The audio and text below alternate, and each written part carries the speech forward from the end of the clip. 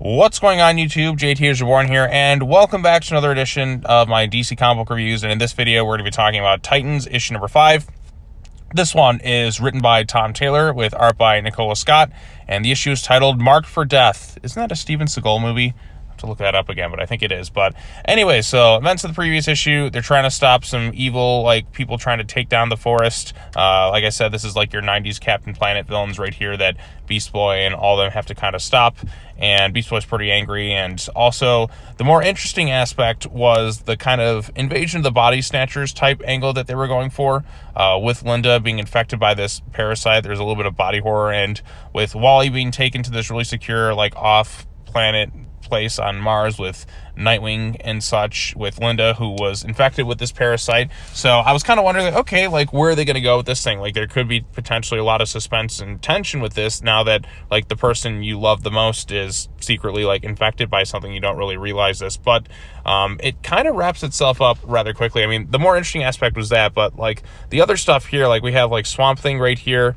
Like, I guess, I don't know, I haven't been following Swamp Thing. It looks like someone else is kind of, like, taking up the mantle, if you will, and Beast Boy wants to have him help, like, redo the forest and fix things. But anyway, so Linda was there, and turns out she was the one infected, as we know, and she's kind of, like, beaten, like, rather easily. Like, Wally kind of, like, dodges things out of the way, and then immediately the parasite is kind of zapped. So all that suspense and tension and, like, you know, the whole thing about Wally kind of going off to the sides because he's, like, murdered and such, that's kind of wrapped up rather easily.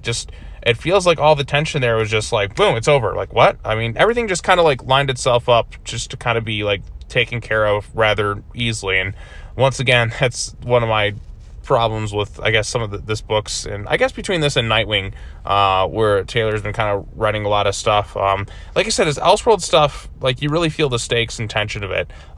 Here, like, in the main continuity stuff, it feels like everything is kind of, like, wrapped up super easily. The stuff with Linda and all that, and plus, there's no real sense of urgency at the end, like, oh, hey, Garth's just been infected by this alien parasite, maybe we should kind of, like, hurry our asses up to take care of this. But no, it's about, like, replanting the trees, and apparently Beast Boy can separate himself into thousands of things at once, little insects, if you will, which I didn't even know he could do that, but I guess I must have missed it somewhere.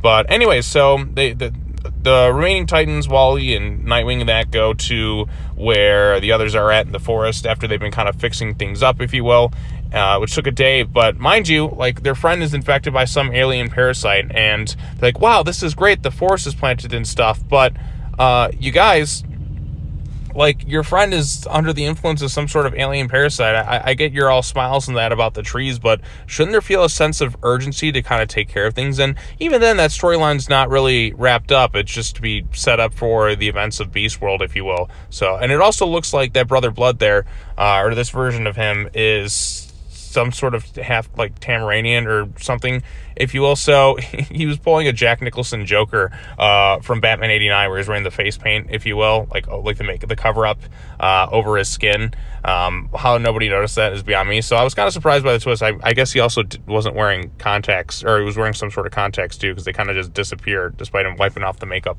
and that. But yeah, so that was a bit of an interesting surprise there at the end, but it looks like things are going to continue in the events of the Beast World event, where Beast Boy is supposedly taking the lead charge in that. So I didn't really expect, like, the storyline to kind of branch out into that, but I guess that's where, like, this whole, like, first couple issues was about, was just setting up this big major event, if you will. And I'm so torn if I want to really, like, cover all of Beast World, because after, like, look at all this stuff. I think Beast World Evolution is just reprintings of some old Titans stuff, so there's no reason to really read that. So I guess Beast World number 1 is, like, all you need to read. So again, I'll leave it up to you, the viewers. Do you want to see me cover another event? Because I did all of Night Terrors, and that was like 40 issues, and most of them didn't really mean anything.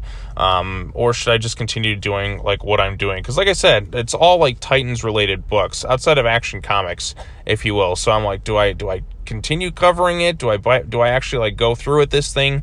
I don't know. I'm going to leave it up to you. But in terms of a first, like conclusion to this story arc, I thought it was just kind of all right. Again, I'm not hating it or anything like that. Some things are kind of wrapped up rather easily. The stuff with Linda felt a little anticlimactic in some ways, because I kind of was left a little intrigued how they're going to get out of this thing. But I guess on the one hand, it shows his intelligence, how he's kind of thinking things through. But you could have played around with this a little bit more, built a little bit more suspense and tension with that angle. Because here it's just like, okay, one zap and she's kind of done. Like, there's no like realization moment about like, hey, I knew you were this. Like I said, you could have played around with it a little bit. Like, one of my favorite movies, horror movies, is John Carpenter's The Thing.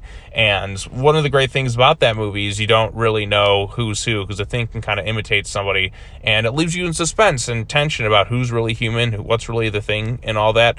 And even at the end of the movie, it's left kind of ambiguous between like the two lead characters, who's who. But again, there's that suspense, there's that constant tension throughout. And here it's like they don't really like play on that a little bit more. I would have liked a little bit of a conversation where Linda seemed a little bit more natural, if you will, before she kind of gave herself away. I think that would have made it a little bit stronger. But as it is, like, they kind of got out of the way. She took care of this stuff, and I guess the stuff with Wally dying just is kind of brushed aside, if you will. But artwork for the most part is pretty good. I mean, Nicola Scott is a talented artist. Raven keeps her hood up, so we don't have to see that pink hairdo again, if you will. And having a Tamaranian like in disguise as Brother Blood is a little bit interesting. But I'm still wondering about this whole parasitic thing. I think it's going to be revealed as something attached to Starro or something, if I'm not mistaken. But this is what's leading to the big Beast World crossover storyline. So here we go. Is it going to be good? Is it going to be bad? I don't know. I'm kind of exhausted with events at DC Comics. It's not anything I'm really all that excited for. So I don't know if I'll be covering all of Beast World, but I'm going to leave it up to you, the viewer. Do you want to see me cover more issues of it? I might cover like just the main ones, like Beast World 1, 2, 3, and 4, or whatever, how many issues it is. Let me check really quickly, because at the end of the comic book, it kind of mentions that. Beast World 1, 2, 3, 4... Oh, 6. There's 6 issues of it in like 2 months. Good God. So yeah, I might just cover the main 6 issues there, because a lot of that stuff, I'm sure it's not all that important. And some of the other books I'm covering anyways, like Nightwing. So, but some of the other stuff, like Central City, Gotham, and that, I don't know if I'll really cover that stuff. I'll kind of maybe like wait and see, and we'll see what happens there. But I may just cover the main 6 issues, and I think be kind of done with it, because I wasted so much money on Night Terrors, and a lot of those issues didn't really amount to anything. Again, this is like half the issues of that event, but I'm just event fatigued, and it's getting to the end of the year, and we got other stuff to kind of worry about. So, but yeah, so Titans itself was just kind of okay. Don't really hate it or anything like that. There's a few kind of neat ideas, but I wish you kind of would have played with the tension a little bit more, in particular like with Wally and Linda and that, because it just felt, once again, a little bit too easy, and things like just kind of get wrapped up rather underwhelming in some fashions. It's like, oh, this is just setting up for the Beast World event.